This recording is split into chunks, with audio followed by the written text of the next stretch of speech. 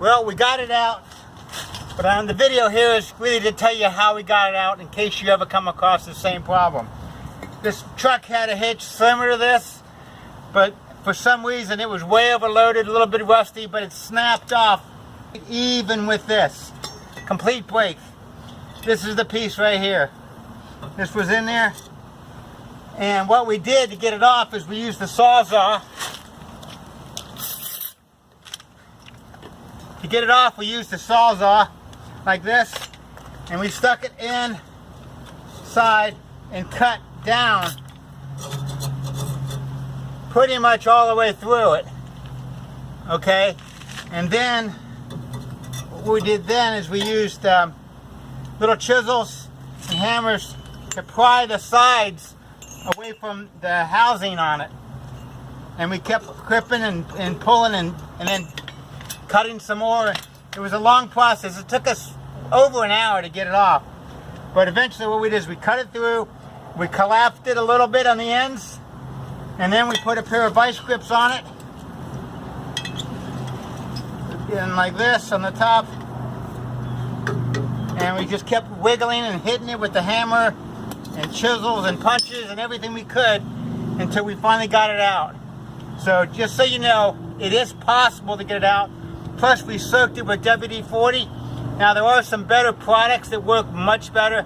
So, and especially once we pried it apart just a little bit with these things, it was able to get more oil in there. And if we had left the oil overnight, again, it probably would have been even easier. And we also used a punch like this. And this was probably our biggest breakthrough, is we came in on the hole on the side and basically through the housing, hit the edge of this hole here and tapped it a little bit, and that's probably what got the first little bit of movement. And once we got a little bit of movement, we knew we could get it, and just a matter of just keep plugging away until we got it out. And the vice grips saved us. Here's another angle. See what the part looks like. This was the part that was in. It's awfully rusty. It's kind of weird. There are two holes on the back side, and we were hoping that we could punch through the holes and hit the edge of this like so and knock it out, but because of the way it was rusted, nothing caught on anything, so that didn't help. But again, this looks just like this one. This is the replacement for it. This is probably a little more heavy duty than the one that was on here originally. But this is the one we're going to put back after we get it cleaned out really good. And we had the Sawzall in there, cutting downward through the end of this. It was in there.